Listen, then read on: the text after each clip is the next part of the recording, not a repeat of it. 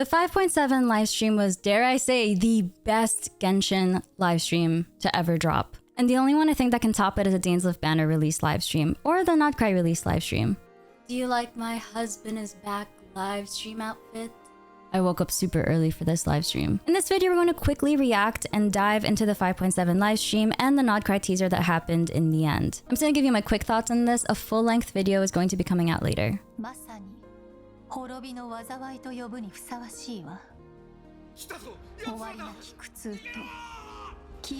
Okay, this opening scene is already crazy because it seems like we're getting a glimpse of what Khaenri'ah looked like when it was being destroyed in the Cataclysm. And it just gives me chills, especially seeing Abyss sibling standing in the flames. I told you we shouldn't have trusted these outsiders is quite the thing to say. So in a book called Parent Harry, which you can buy in the Fontaine bookstore, it talks about how in the ancient times, Khaenri'ah had an orphanage where they raised outlanders, aka aliens, aka outsiders, beings that just don't come from Teyvat. And they raised a bunch of these outlanders in hopes that one of them would be a descender. So a descender is also an alien, but they're also a being that can defy the gods and fate itself. This statement is bold because it seems like they're putting the blame of this entire catastrophe on these outlanders, potentially, or they're blaming them for the reason why Celestia's mad and caused this entire thing. There's a bunch of implications we can make from this statement, but what hurts even more though is that the Abyss sibling themselves is also an outlander. And at some point in time, they were the prince or princess of Khaenri'ah. So essentially this is a moment where it seems like their people are turning against them. And the birth of a savior could be Traveler, because we know that Traveler is a descender. So there are 4 descenders that we currently know of. It's the Heavenly Principles, the second one who came, the 3rd descender whose body was used to make the Archon's Gnosis, and then the 4th descender, which is Traveler. So if Traveler and her sibling arrived in Teyvat around the same time, Traveler could have been that savior, that descender that they could have been looking for. Possibly.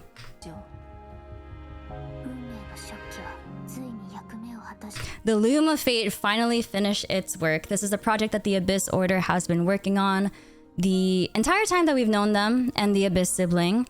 And fun fact, the Traveler actually has a dialogue called the Loom of Fate, but we can't access it right now. And it'd be really cool if we finally can after this quest.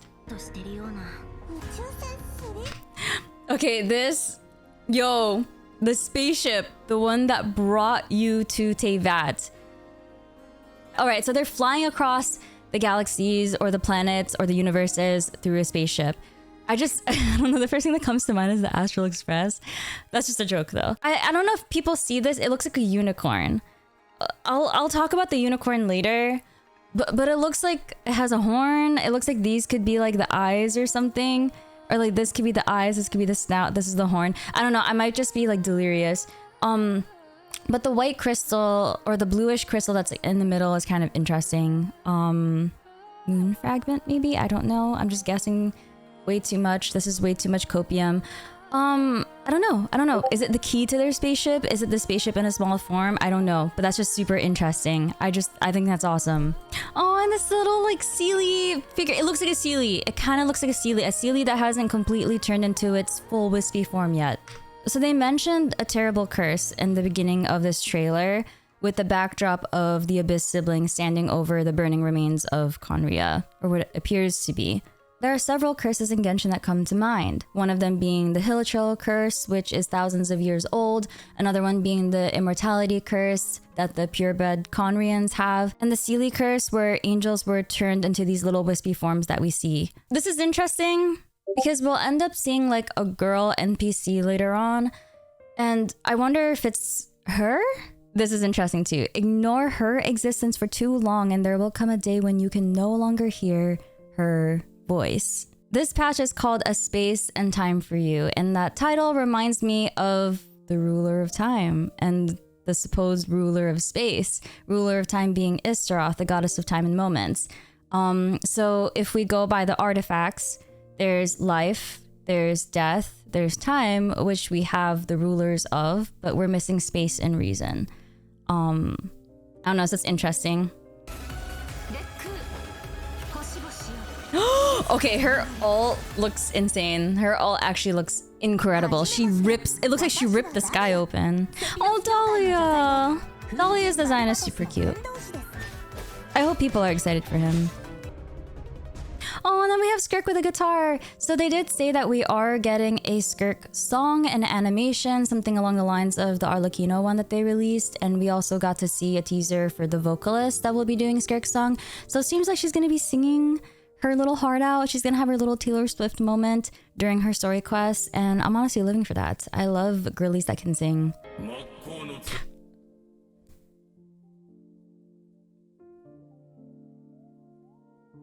I know it's just his feet, and I can smell it from here. I always like seeing Dainsleif's legs, and don't take this the wrong way, but he has like abyssal corrosion coming from one side of his face, and you can see it like at some points going down his neck, and then you also see it kind of like running down his leg too, which is just, it's a cool detail. Okay, don't take this the wrong way.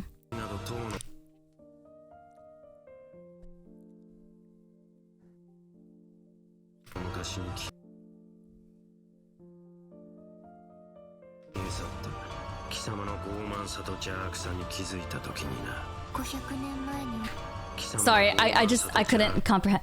Ooh, okay. Ooh, I couldn't comprehend that. Okay. Your arrogance and malice cost you all of my respect long ago. So it seems like in the Archon quest, I'm guessing we're gonna run...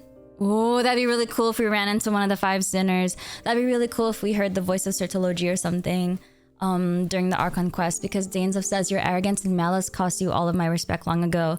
The 5 sinners of Conria were 5 people that were supposed to stop the Vinster King, the evil king of Conria, for lack of a better term. But they were highly regarded individuals. They were very talented in their individual fields, so Dainsleif could be referring to one of the 5 sinners. Hopefully that we'll meet during the Archon quest. That'd be really cool. I cannot miss a chance to reunite with you 500 years in the past no matter what. Is the loom of fate potentially undoing things that happened in the past? And not just that, it's gonna undo the last 500 years.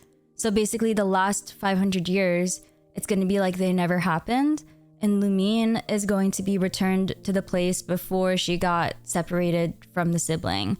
And maybe it'll undo all the things that caused the cataclysm, that caused whatever else to happen. I don't know, but that's kind of the vibe of what I'm getting here. And this is crazy because in order to achieve something like that, I'd imagine you'd have to harness the power of perhaps the ruler of time and the ruler of space. I don't know. It's interesting to see what may have happened to them.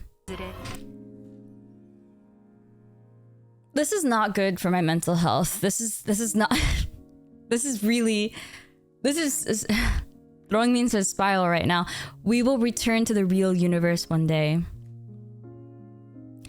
I am unwell. I am unwell. I am not well.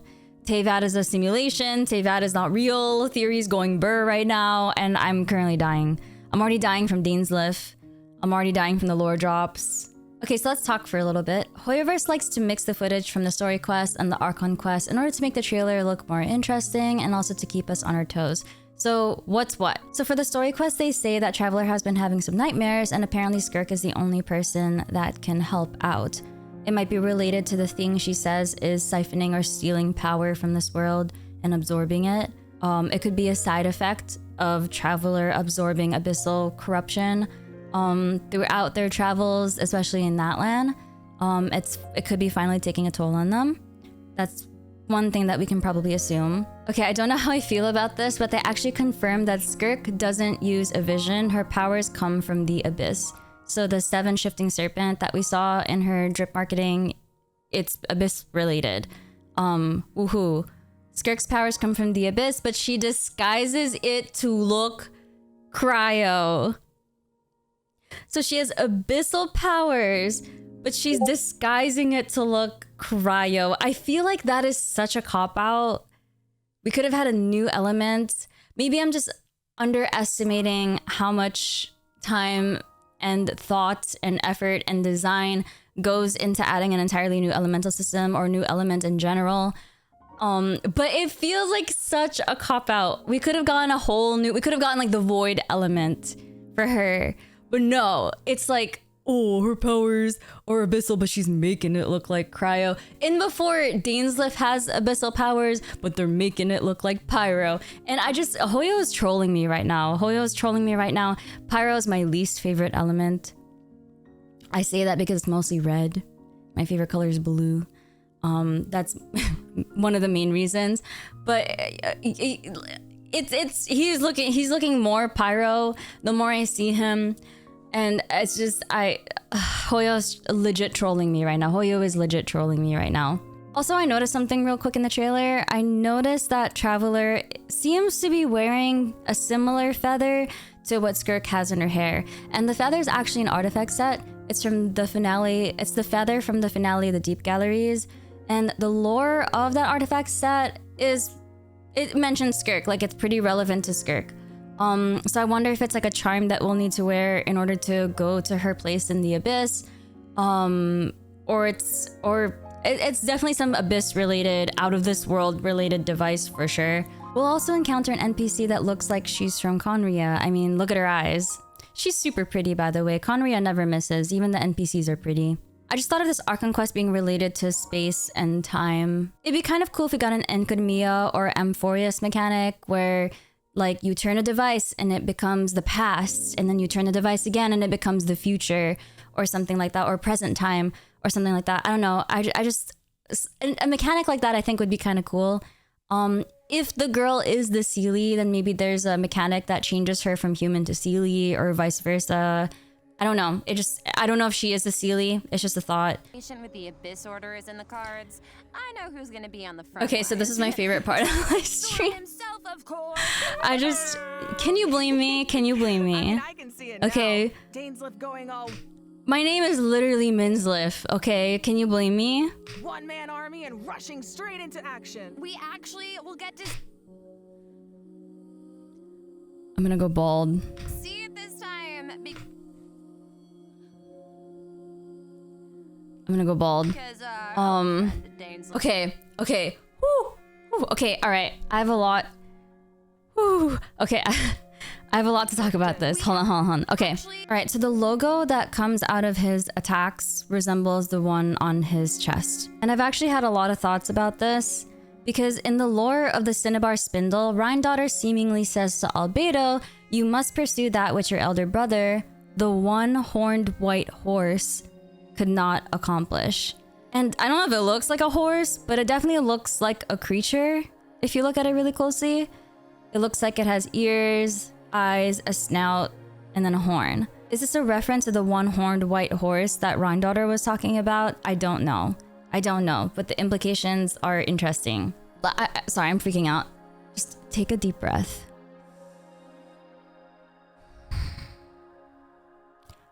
It smells like we're getting closer to playable Dainsleif. He might be a year or two away, but we're definitely close. He's got a playable character icon. He's got some attack animations. Okay, we're getting close. And I'm ready. I'm actually very, very ready. Your girl's good. And now, my friends, let's go to the other best part of this live stream. Folks, we are getting our first ever look at Nod-Krai. And one of the details I really love is that like these little crescent moons seem to be coming out of those plants. They kind of look like crescent moons. It's pretty cool. And then we have the moon. Nod-Krai. I don't know whose voice this is and it's driving me crazy. And then here we have the Wild Hunt. So, according to the dev livestream, Nod-Krai is located at the very edge of Teyvat, and it appears to be where the Abyss is the strongest. So a lot of the enemies we're going to see here are going to be incredibly overpowered. The Wild Hunt seems to have a leader, which we can speculate to be perhaps one of the 5 sinners. We don't know. That's just speculation. And here we have the Frost Moon Scions. Hey, actually, those flowers right there look so familiar. They look like the ones in Encodemia or like the Chasm. Am I, like, you know, near it? They kind of appear close to the Celestial Nails. Am I wrong? They look really similar. Anyways, we have the Frost Moon Scions, which were descendants of the Moon Children from the Golden City, aka Hyperborea, which was a very, very, very ancient civilization.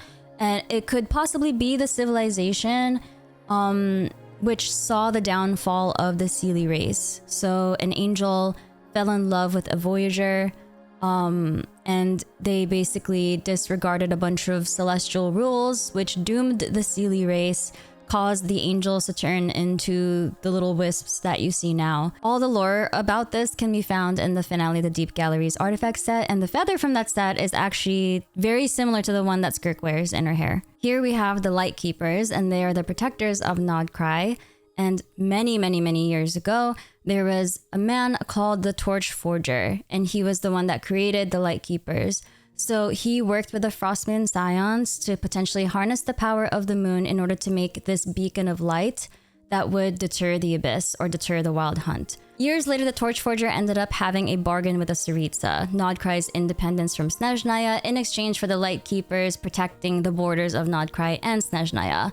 About 300 or 400 years ago, the Fatui ended up turning their back on the Light Keepers. The Wild Hunt launched a major attack on Nod-Krai, which basically decimated the Light Keepers, and the Fatui just sat back and watched them get destroyed. After that, the Fatui basically took over the land, and the Torii built his stronghold in Nod-Krai. So they're probably bitter about that, I'm pretty sure. This character in the front, they feel like they'd be a playable character. I don't know, by the way, it's like the white anime hair, unique hair syndrome must be a main character. They look like they'd be playable, and if they are playable, they're probably the Torch Bearer, which is the current leader of the Light Keepers. This makes me so happy because this character kind of reminds me of my Genshin OC, which that makes me so happy because I love the Snowland Fae. And I'm already like digging this design. So anyway, the Snowland Fae may have been created by the first angel and the Voyager from Hyperborea, the Golden City we were talking about when we were talking about the Frostmoon Scions. May have been created by them from the bodies of great beasts. So we don't know if the bodies of dragons was used to create them or something, but it'd be pretty cool. The Snowland Fae were loyal to the Belitzar, the King of Fae, aka the first Cryo Archon. Oh, these Fatui designs look so good. And then there's Il Dottore. And then here we have Varka. This is... that's... Gagged. My friends, of course, shan't be outdone. I don't care what anyone says. I love her design. Okay? This is Alice. This is the Alice. The Alice who in the KFC glider said she was going to the borders of Teyvat because they were weakening. Okay? It's she, okay? I don't care what anyone says. I love her design. Her design eats. Okay? I love her design. It's whimsical, it's witchy, it's magical. It reminds me of Klee. Duh, she's Klee's mom. I don't care what anyone says. I love her. I love her. I love her. She's everything I wanted and more. Everything I wanted and more. And just as the stone craves the sculptor's hand, so does fate await your gaze. This is so hype. Pour me another cup of... And I don't know what this is. Is this Alice? Is this Nicole? Is it a witch that's related to the Diluc tea set? I don't know. Is this her memo spray? I don't know. I don't know. This is so cool. Okay. All right. So I've been on a Star Wars kick lately. I watched all 6 movies. I watched all of Andor. I watched Rogue One very recently because I'd never seen the original movies before. And then I've been playing Star Wars Battlefront 2 almost every day for like the past month now. So when I see this Fatui Death Star looking ass, I'm in love. I'm in love. I love it. I love that it seems like Snezhnaya is gonna have a more steampunk, like dystopian, technical kind of like approach to it or aesthetic to it. I'm digging it. I love it because that's what I wanted. Like that's kind of what I wanted. I wanted like the fantasy aspect, and I think we're like the fantasy magical fairy tale aspect. We're getting that with Nod-Krai. But for Snezhnaya, it's like I imagined dystopian, cold, like robotics and stuff. And I'm kind of glad that it seems like that's what we're getting. Okay, I like it. I like it so far. Alright, and that's it. If you enjoyed this video, please leave a like and subscribe, and I'll see you on the next video. I'm your leafy lore keeper Minsleif, and I read the Genshin Impact lore so that you don't have to.